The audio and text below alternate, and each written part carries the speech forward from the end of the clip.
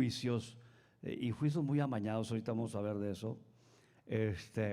Y ya el viernes por la tarde, que también hay estudiosos que dicen, no, es que no fue el viernes, que fue, yo creo que sí fue el viernes, fue ya finalmente crucificado. Y pues hacemos fiesta por eso, ¿no? Parece paradójico, pero la muerte de Jesús es fiesta para nosotros. Si no fuera porque Él murió y aún más resucitó, no estuviéramos aquí, estuviéramos camino al infierno. Tremendo. Entonces, vamos a meditar en detalles importantes. Mire que la muerte de Jesús, la crucifixión, todo ese momento fue muy impactante todo. Pero fue también algo profético, no fue algo que sucedió porque, bueno, así fueron las circunstancias. No fue producto de las circunstancias, fue algo profético, fue algo que ya estaba planeado en la mente y el corazón de Dios. O sea, esto no pescó a Jesús desprevenido. Él ya sabía las cosas que venían y cómo venían. Entonces, era algo ya planeado, ya premeditado, que simplemente se cumplió, porque tenía que cumplirse. Era el plan de parte de Dios. Después de la cena, y ese es el primer punto, la oración en Getsemaní es muy importante. Después de la cena, Él se va a orar a Getsemaní. Y es cuando va y se presenta totalmente su humanidad. Él acuérdense, era completamente hombre y completamente Dios. Se le llama la unión hipostática, la conjunción de la humanidad y la divinidad en un solo individuo, la unión hipostática. Entonces ahí se manifiesta lo que era el hombre. Él en un momento dado, obviamente, como cualquier ser humano, él tuvo, ¿qué le podríamos decir? Estupor por lo que venía. Él estaba muy consciente de lo que iba a suceder. Y obviamente, como hombre que era, le llegó un momento y dijo, ojalá yo hubiera otra forma. Y así se lo manifiesta al Padre. Si es posible que no sea esto, que no pase. Sin embargo, también el Hijo obediente, se manifiesta la humildad de Él y se manifiesta la obediencia al Padre. Dice, pero pues no sea lo que yo quiero, sino que sea lo que tú quieres, sea tu voluntad. Padre, si es posible, pase de mí esta copa, pero no sea como yo quiero, sino como tú. Mostró totalmente su humanidad, pero también mostró su humildad y su sumisión al Padre. Pero el otro punto también, hermanos, otro de los detalles también, que después se manifiesta, es la traición de Judas. No fue cosa menor. La traición de Judas fue algo muy triste, y de hecho, nada de lo que pasó, les digo, fue improvisado, todo fue profetizado. De hecho, esto ya estaba profetizado y lo podemos ver ahí en Zacarías 11:13. Dice, y me dijo Jehová, échalo al tesoro, está hablando de las 30 monedas de plata, échalo al tesoro, hermoso precio con que me han apreciado. Y tomé las 30 piezas de plata y las eché en la casa de Jehová al tesoro. Así dice Zacarías. 750 años antes, esto el Señor a través del profeta hace esa anunciación. Ya estaba escrito, por 30 monedas de plata sería vendido el Cordero de Dios. Y es una forma muy dramática que se manifiesta aquí, la profetización. Miren, déjenme decirles una cosa, hermano. Judas el Iscariote, que vendió a Jesús por 30 monedas de plata, que por cierto, las 30 monedas de plata en la actualidad son alrededor de entre 15,000, dependiendo la cotización, entre 15,000 y 90,000 dólares. O sea, no pidió cualquier cosa este hombre. Y fíjese que el detalle es que lo más dramático es que tu amigo te traicione. Eso es terrible. Que sea tu amigo, que sea una persona con la cual estás conviviendo día con día, que es el que te traicione. Esto es tremendo. Yo creo que todos hemos vivido una cosa así. Es tremendo cuando una persona con la cual confías te traiciona. Miren que hay una expresión que escuché que le dijo uno de los Boring, creo que se apellida este hombre, de los alemanes que apresaron después de la Segunda Guerra Mundial. Y dice esto: no todos tus aliados están contigo. Es interesante. No todos tus aliados están contigo. Tú puedes tener aliados y estás sobre un proyecto, pero no todos están contigo. Tú tienes que entender que alguien en un momento dado puede traicionarte. Y eso fue lo que pasó con Jesús. Ahora, ¿esto pescó a Jesús desprevenido? Pues no, él ya lo sabía. Él ya conocía la profecía de Zacarías, sabía de lo que se trataba. Entonces, simple y sencillamente dejó correr la profecía. Eso tenía que cumplirse. De hecho, cuando ya él ora por sus discípulos, él habla con el Padre y dijo: y ninguno se perdió, solamente aquel hijo de pecado, hablando de Judas. O sea, el que ya estaba predestinado, se puede decir. Pero el punto 3, hermano, el juicio religioso y civil. Mire que Jesús fue llevado primero ante el sumo sacerdote, luego después fue llevado ante el concilio judío, el Sanedrín se le llamaba, y luego fue ante Pilato y luego delante de Herodes. 2 juicios religiosos, 2 juicios, se puede decir, legales. Pero todo esto pasó durante la noche. Ahorita fíjese que en las cámaras de diputados, senadores, todo eso, esos acuerdos suceden.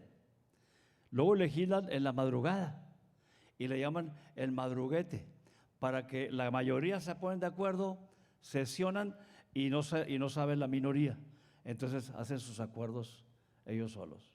Bueno, esto hicieron muy parecido, es un juicio sumario, le llaman por ahí. Fue algo así rápido, fue rápido, no esperaron, ni 24 horas, fue algo rápido. Fue un juicio que ellos ya lo tenían premeditado, los judíos, ya lo tenían premeditado. Ya sabían qué hacer y cómo hacerlo. Solamente llevaron a cabo el plan que ya habían determinado. Entonces, comienzan en la noche, lo aprenden, para el día siguiente, la tarde, ya estaba enjuiciado. Qué tremendo, qué tremendo. Fue un juicio ilegal totalmente, aún bajo las leyes del Imperio Romano era ilegal el juicio de Jesús. Entonces, no fue para nada la forma adecuada, la forma correcta, ni la forma legal, ni la forma justa en que se hizo ese juicio. Dice aquí la palabra en Mateo 27, 23 al 25. Y el gobernador les dijo, aquí viene la parte interesante de esto. Y el gobernador les dijo: pues qué mal ha hecho. Pero ellos gritaban aún más diciendo: sea crucificado. Viendo Pilato que nada adelantaba, sino que se hacía más alboroto, tomó agua y se lavó las manos delante del pueblo, diciendo: inocente soy de la sangre de este justo. Allá ustedes. Y respondiendo todo el pueblo dijo: su sangre sea sobre nosotros y sobre nuestros hijos. Y ahí los tienen ahorita en la guerra. ¿Sí? El pueblo judío nunca ha tenido paz, ni la tendrá hasta que venga Cristo y los rescate. Ahora, fíjense, hermanos, estamos viendo tiempos interesantes. No sé si ustedes están conscientes de eso. Estamos viendo tiempos muy interesantes. ¿Han estado al tanto de la guerra de Irán, de Estados Unidos y Israel contra Irán? Es algo tremendo. Israel presiona a Estados Unidos para que lo acompañe a la guerra y van sobre Irán. Y Estados Unidos obviamente pues siempre le ha traído ganas a Irán. ¿Por qué? Porque aspira por su petróleo y aspira también por hacerse del estrecho de Hormuz, que es por donde pasa el 20-25% del petróleo y gas de todo el mundo. O sea, es mucho dinero lo que pasa. Estaba escuchando, creo que son cerca de $1,000 millones lo que recibe Irán por nada más por el peaje, por dejar pasar. Ahorita, como están las cosas, ya cada barco que quiera pasar por ahí son $2 millones, nada más por pasar ahí. Bueno, Pero hay un detalle muy interesante, hermanos. Esta se puede decir, es una guerra que a ojos vistos debería ser ganada fácilmente, y así lo pensaron ellos, ganada fácilmente. Son de las dos potencias más fuertes bélicamente contra solo un pueblo, y no. De hecho, en una semana les quitamos el estrecho, ya lleva que un mes y fracción, y de hecho Estados Unidos ya les dijo a Israel y a los árabes, ¿saben qué? Ahí ustedes háganse garras, lleven sus buques, y háganse la guerra y háganse del estrecho, nosotros ya nos vamos. Ya están por irse, por dejar. Ya nosotros lo que teníamos que hacer lo hicimos, no es cierto. Ya prácticamente se declararon derrotados. Bueno, pero el punto es hermanos. La profecía habla de que el pueblo de Israel va a ser masacrado y 2/3 partes habrán muerto, destruidas. Todo el tiempo han tenido enemigos y han estado en guerra, pero nunca han podido con el pueblo de Israel. ¿Por qué? Por el apoyo de Estados Unidos. Cuando Estados Unidos lo deje completamente solo, porque no quiera o no pueda o ya no le convenga, entonces va a venir la debacle de Israel y la profecía se va a cumplir. Ahorita estamos viendo momentos interesantes. No sabemos realmente si Estados Unidos los va a dejar solos o no, pero si los deja solos, hay cuenta que ya la profecía se desencadenó y quién sabe cuándo y a qué hora se vaya a cumplir totalmente.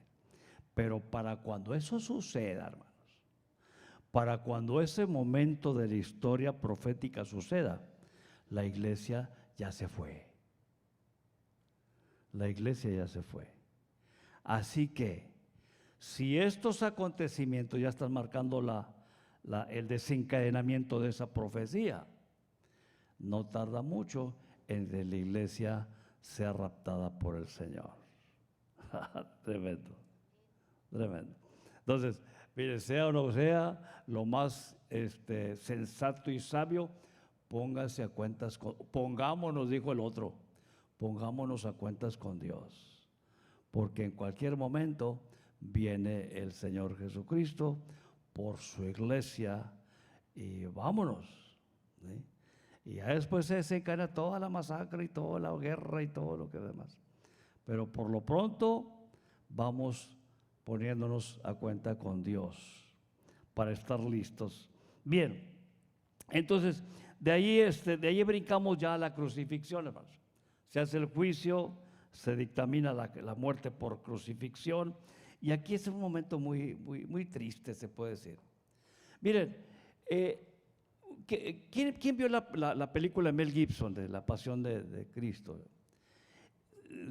No todos la vieron, pero creo que varios sí. Miren, ¿cómo maquillaron a Caviezel? ¿No se sabía Caviezel? ¿Cómo lo maquillaron? Fue algo muy realista, pero todavía le faltó. Entonces, normalmente las películas de Hollywood, pues sí, presentan a un supuesto Cristo ahí golpeado y todo, pero pues más que nada se ve como, lo maquillan como si tuviera tenido un pleito callejero. Pero la película de Mel Gibson sí muestra un poco más lo que fue la golpiza que le dieron al Señor Jesús. De hecho, estaba viendo algunos aspectos de esa película y creo que a uno de los centuriones se le fue la mano y le dio un chicotazo de veras a Caviezel, o sea, duro. Pero bueno, cómo maquillaron a este cuate, sí se ve algo impresionante. Les comenté la vez pasada, no me acuerdo cómo se llama el que le hizo a Barrabás. Cuando sale él ahí muy burlón porque ya lo iban a dejar libre, sale y voltea y ve a Caviezel, y eso no estaba en la película, en el guión. Voltea y sale voltea y se queda viendo así como que. Y después él en una entrevista dice: yo cuando lo vi, pensé que estaba viendo realmente a Jesús. Dice, yo soy ateo o yo era ateo. Y eso me empezó a taladrar, taladrar, taladrar. Y empecé a investigar, investigar. Si no me dejaba en paz ese momento. Finalmente se entregó a Jesús. Se entregó a Jesús. Tanto le impactó. Bueno, ¿por qué? Porque vio a un hombre totalmente golpeado, ¿no? Un ojo casi cerrado, hinchado del labio, o sea, muy maltratado. Bueno, de acuerdo a la profecía, eso no es nada a como realmente quedó Jesús. Fue algo terrible lo que pasó con él. La crucifixión fue algo terrible. Imagínense, tú te golpeas, normalmente te golpeas en la cabeza y es algo muy pesado. Golpearte en la cabeza es algo muy pesado. Los dolores son fuertes, el sangrado es mucho, muy abundante. Es la parte más, ¿cómo se le puede llamar? Más sangrienta del cuerpo. Y normalmente, cuando son golpes muy fuertes, muy impactantes, crean o causan temperatura.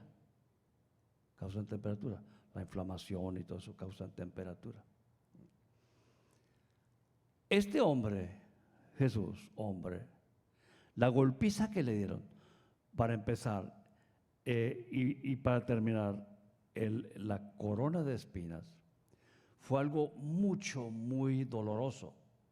Y su cuerpo tuvo que haber reaccionado de una manera muy dramática. Sangre por todos lados, temperatura y vaya, quedó molido, como dice el profeta, molido por nuestros pecados, golpeado, adolorido, desvelado, y todavía cargar una cruz que pesaba alrededor de 80 kilos por un tramo de casi 1 kilómetro. Ahí te das cuenta o te explicas por qué cayó 3 veces. ¿Te imaginas? Cayó 3 veces. Gracias a Dios, tuvo misericordia y puso los medios para que llegara por ahí, pasara por ahí Simón de Cirene y los centuriones le dicen, vente para acá, ayúdale porque si no nunca vamos a llegar al Gólgota. Y ponen a Simón de Cirene para que le ayude a cargar la cruz. Ahora, Simón de Cirene, por cierto, se los doy de pasadita y esta enseñanza no se las cobro.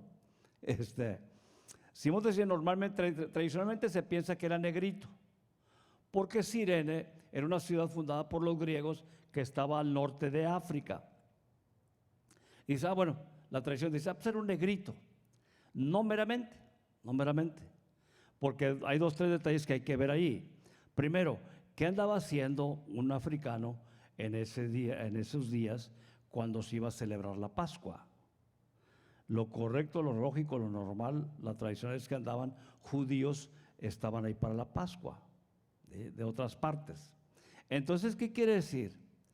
Que había algo más.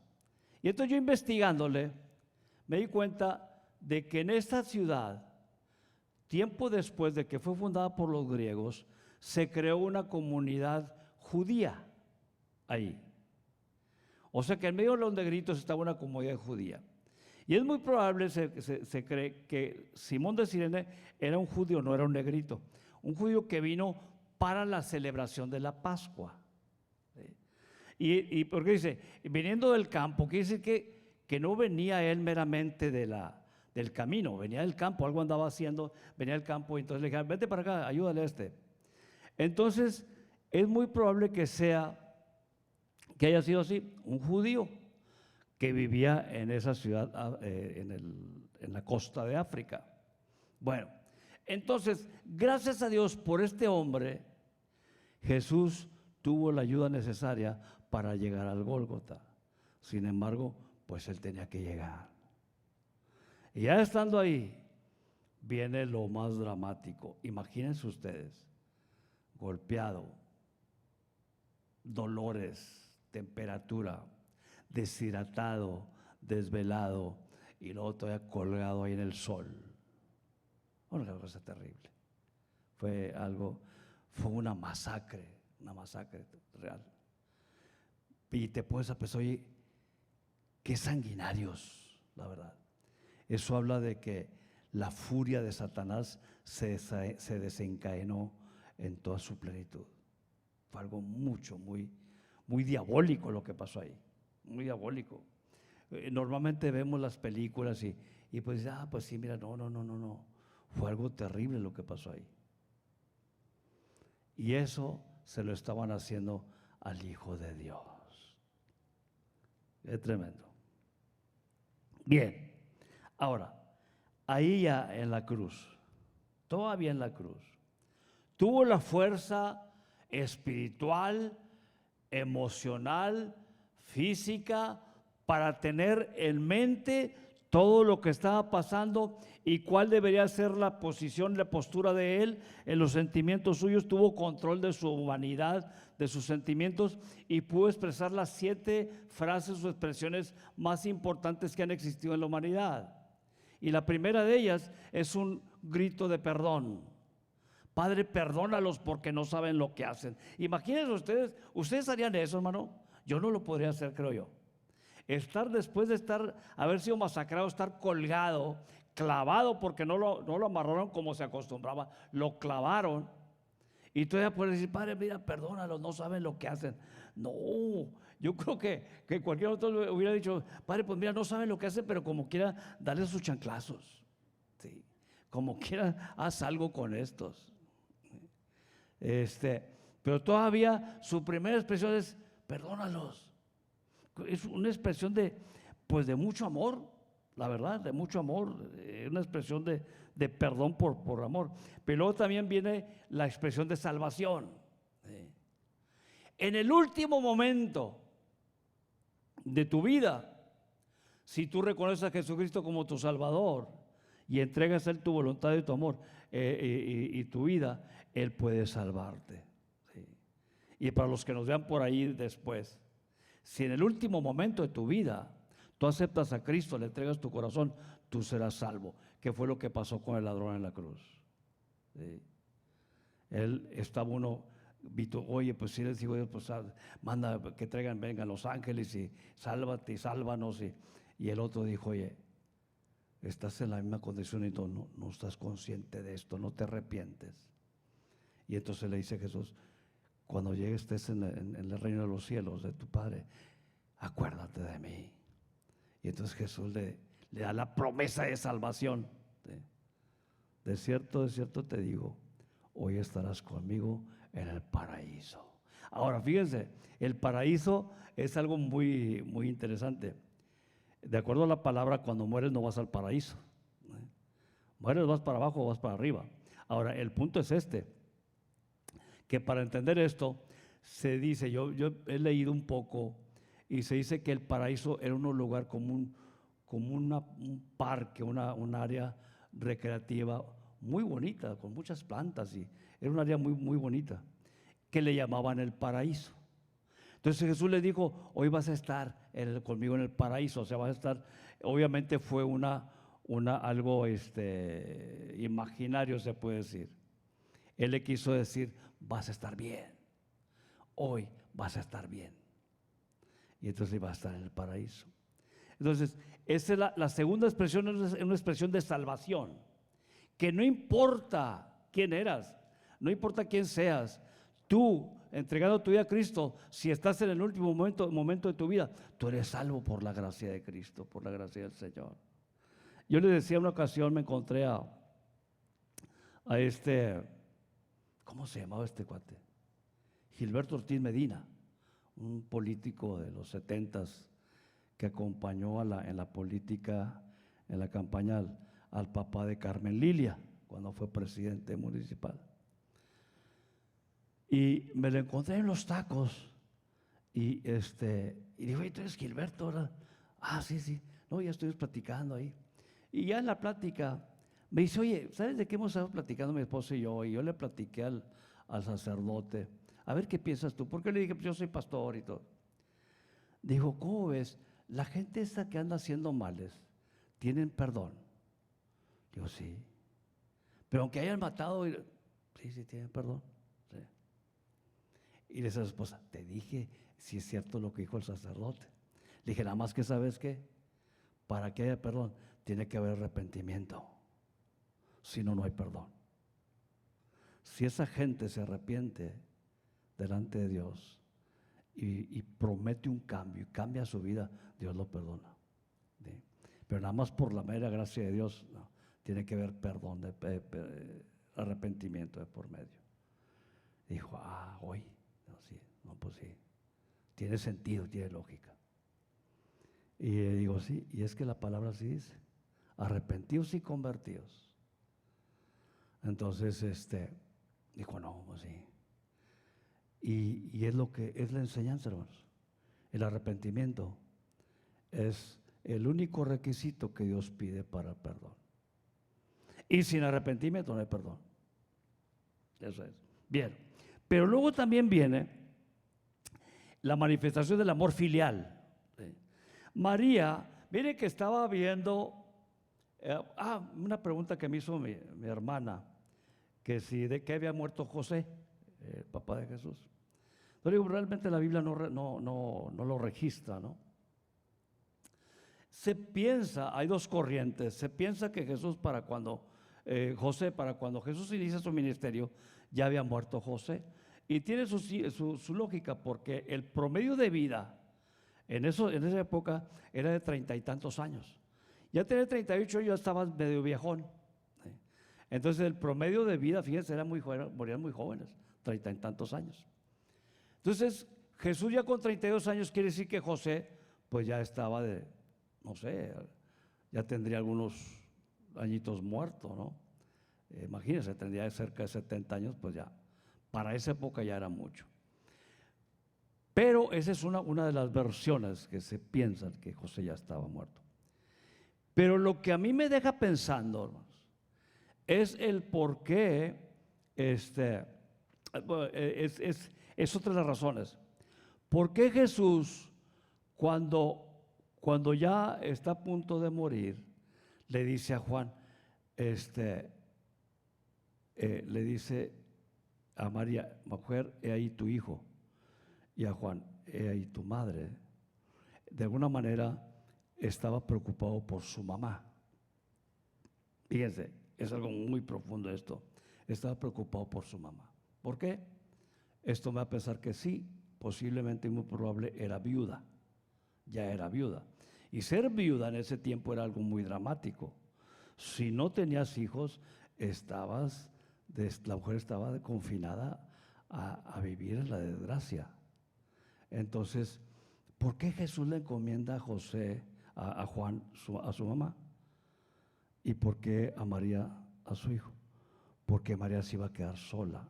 Acuérdense, cuando Jesús inició su ministerio, sus hermanos lo tildaban de loco.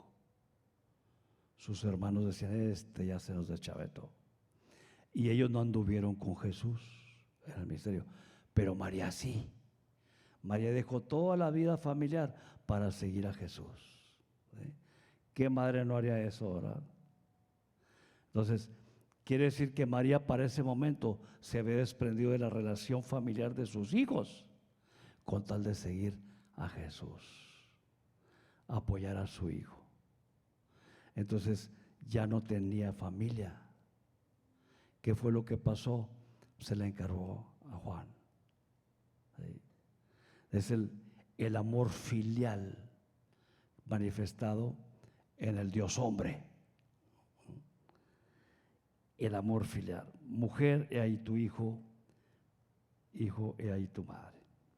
Pero viene el grito de angustia. Esto está profetizado, hermanos, en los Salmos. Dios mío, ¿por qué me has desamparado? Eso lo menciona David en uno de los Salmos. Él habla obviamente de su momento, estaba pasando por momentos muy críticos y hace un grito de desesperación, de angustia a David. Y ahí manifiesta estas palabras proféticas. Angustia, el hombre estaba angustiado. El Dios hombre estaba angustiado. ¿Por qué? porque Dios no puede estar donde hay pecado. Y Jesús estaba cargando el pecado de la humanidad en ese momento. Dios tuvo que dejarlo solo para que pagara el precio del pecado de la humanidad. Y lo dejó solo.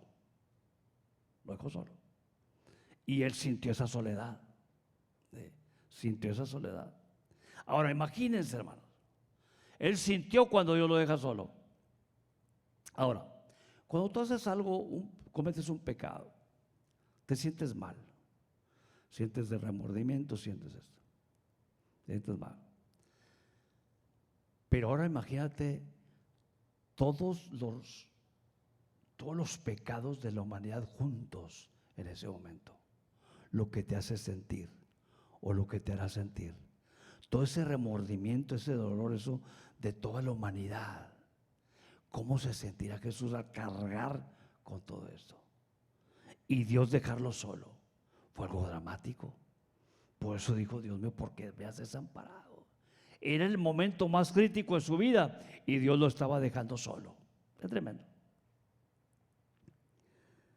Y luego ya otra de las manifestaciones tan humanas. Tengo sed. Temperatura. Tenía temperatura, tenía dolor, estaba sufriendo y tuvo que haber tenido sed. Tengo sed. Y le acercaban por ahí con una caña. Se dice que era una mezcla de vinagre con no sé qué otras cosas que le llamaban la posta. Algo así, la posta le llamaban.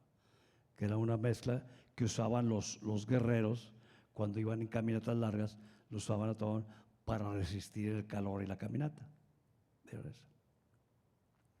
La posca se llama. Y eso fue lo que le dieron. Bien. Y finalmente, hermanos, dos cosas.